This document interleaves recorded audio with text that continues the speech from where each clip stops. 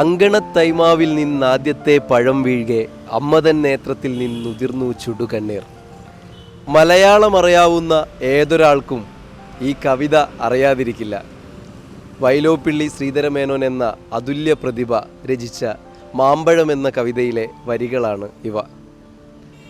ഞാനിന്ന് Mulanthuruthy higher secondary സ്കൂളിലാണ് നിൽക്കുന്നത്. വൈലോപ്പിള്ളിയുടെ പ്രതിമയുടെ മുന്നിൽ ഇന്ന് നിൽക്കുമ്പോൾ വളരെ സന്തോഷത്തോടെയാണ് നിൽക്കാൻ കഴിയുന്നത്. കാരണം അദ്ദേഹം അധ്യാപകനായിരുന്ന ഈ സ്കൂളിൽ വെച്ച് തന്നെയാണ് അദ്ദേഹം ഈ മാമ്പഴം എന്ന കവിത രചിക്കുന്നത്.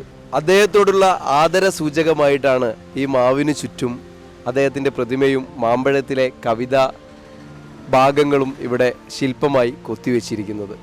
അതിൻ്റെ കൂടുതൽ വിശേഷങ്ങൾ നമ്മളോട് പങ്കുവെക്കുന്നത് മുളന്തുരുത്തി ഗവൺമെൻറ് ഹയർ സെക്കൻഡറി സ്കൂളിലെ പ്രിൻസിപ്പളായിട്ടിരിക്കുന്ന ഉല്ലാസ് സാറാണ്. സാർ നമസ്കാരം. നമസ്കാരം.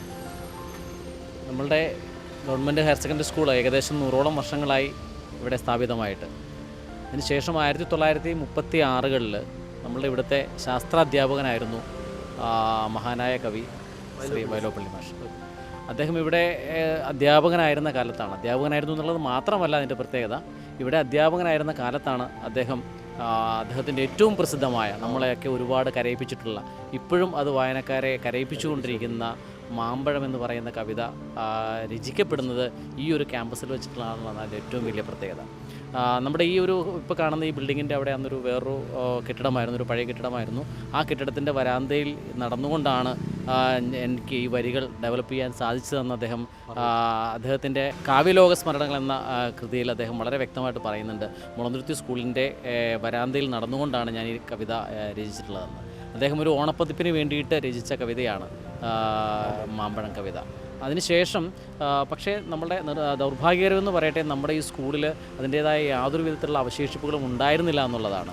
ഇവിടെ വരുന്ന കുട്ടികളോടോ അല്ലെങ്കിൽ ഇവിടെ സന്ദർശിക്കുന്നവരോടോ നമ്മൾ പറഞ്ഞ് മനസ്സിലാക്കേണ്ട ഒരു അവസ്ഥയായിരുന്നു ഇത്രയും കാലം. പക്ഷേ വളരെ കുറച്ചു കാലത്തിന് മുമ്പ് നമ്മൾ ഇത്തരത്തിലുള്ള ഇപ്പോൾ ഇവിടെ വരുമ്പോഴേ വൈലോപ്പിള്ളിയുടെ പ്രതിമയുണ്ട്, അതിൻ്റെ മാമ്പഴം കവിതയെ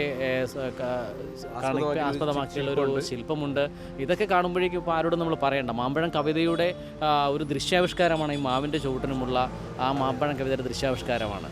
അപ്പോൾ ഇവിടെ വരുന്ന ഒരാളോട് നമുക്ക് പ്രത്യേകിച്ച് പറഞ്ഞു കൊടുക്കേണ്ട കാര്യമില്ല, വൈലോപ്പിള്ളി ഇവിടുത്തെ ഒരു അധ്യാപകനായിരുന്നു എന്ന് പറയേണ്ട കാര്യമില്ല എന്നുള്ളതാണ്. അതിപ്പോൾ വളരെ വരുന്ന ആർക്കും മനസ്സിലാക്കാൻ സാധിക്കും. അതിന് വേണ്ടിയിട്ട് ഏറ്റവും കൂടുതൽ നമ്മുടെ അന്നത്തെ ഒരു 2 വർഷം മുന്നെയാണ് ഇത് സ്ഥാപിതമായത്, ഈ ഒരു വൈലോപ്പിള്ളി സ്മൃതി സ്ഥാപിതമായത്. ഏറ്റവും നമ്മളെ സഹായിച്ചത് നമ്മളുടെ ഇവിടുത്തെ പബ്ലിക് ലൈബ്രറിയുടെ പ്രസിഡന്റ് ശ്രീ സജി മുളന്തുരുത്തിയുമാണ്. അതുപോലെ തന്നെ അന്നത്തെ ജില്ലാ പഞ്ചായത്ത് പ്രസിഡൻ്റായിരുന്ന ഉല്ലാസ് തോമസ് സാറ്, അദ്ദേഹമാണ് ഇതിൻ്റെ ഫണ്ട് ആദ്യമായിട്ട് 5 ലക്ഷം രൂപ അനുവദിച്ചതും. ആ ഫണ്ട് കിട്ടിയ ആ ഒരു ഫണ്ട് കൊണ്ടാണ് ഇതൊക്കെ തീർച്ചയായിട്ടും ആ ഫണ്ട് ഉപയോഗിച്ചിട്ടാണ് നമ്മുടെ നാട്ടുകാരൻ കൂടിയായ, നമ്മുടെ സമീപ നാട്ടുകാരനായ ശ്രീ ശിവദാസ് ഇടക്കാട്ടുവയിലാണ് ഈ ശില്പം ഉണ്ടാക്കിയത്. അതുപോലെ തന്നെ ആ മാമ്പഴം കവിതയെ ആസ്പദമാക്കിയുള്ള ശില്പവുമൊക്കെ, അതുപോലെ ഈ മാമ്പഴം കവിതയുടെ ദൃശ്യാവിഷ്കാരവും, ഇതൊക്കെ ശിവദാസ് ഇടക്കാട്ടുവയിൽ എന്ന് പറയുന്ന വളരെ മഹാനായ ഒരു ശില്പിയുടെ, കലാകാരൻ്റെ കരവിരുതാണ്. അപ്പോൾ ഈ 2-3 പേരാണ് ഇതിനകത്ത് ഏറ്റവും അധികം നമ്മൾ സഹായിച്ചിട്ടുള്ളത്.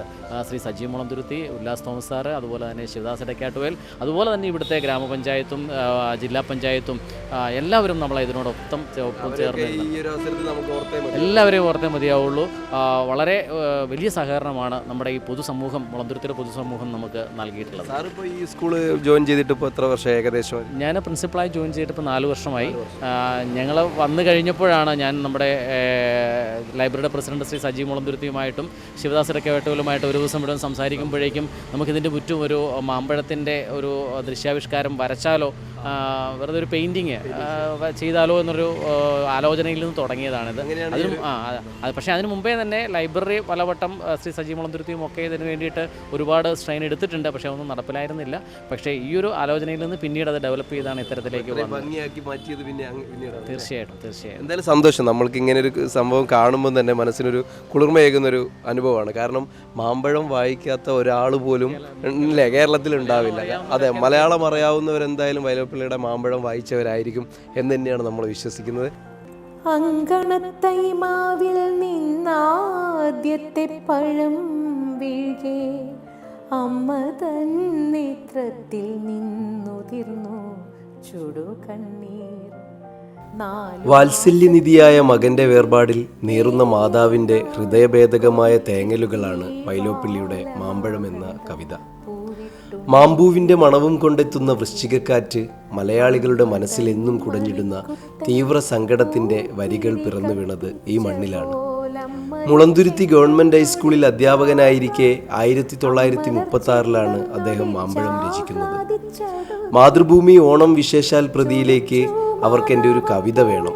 കവിതയുടെ വിഷയം മനസ്സിലിട്ട് മറിച്ചുണ്ടാക്കുന്നതിനിടയിൽ 1930 മരിച്ചുപോയ എൻ്റെ ഒരു കൊച്ചനുജൻ്റെ കഥ ചിന്തയിൽ തടഞ്ഞു. കൃഷ്ണൻകുട്ടി, അതായിരുന്നു അവൻ്റെ പേര്. ഈ ദുരന്തം തന്നെ കവിതാ വിഷയമായി എടുക്കുവാൻ തീരുമാനിച്ചു. മുളന്തുരുത്തി ഹൈസ്കൂളിൻ്റെ വടക്കേ വരാന്തയിൽ അങ്ങോട്ടും ഇങ്ങോട്ടും നടന്നാണ് ഞാൻ കവിതയുടെ വരികൾ നെയ്തെടുത്തത്. കവിത മാതൃഭൂമിക്ക് അയച്ചത് മാർച്ച് ആദ്യമാണെന്നാണ് ഓർമ്മ. മാമ്പഴത്തിൻ്റെ രചനാ സന്ദർഭത്തെക്കുറിച്ച് ആത്മകഥയിൽ കാവ്യലോക സ്മരണകൾ എന്ന ഭാഗത്ത് കവി ഇങ്ങനെ വിശദമാക്കിയിട്ടുണ്ട്.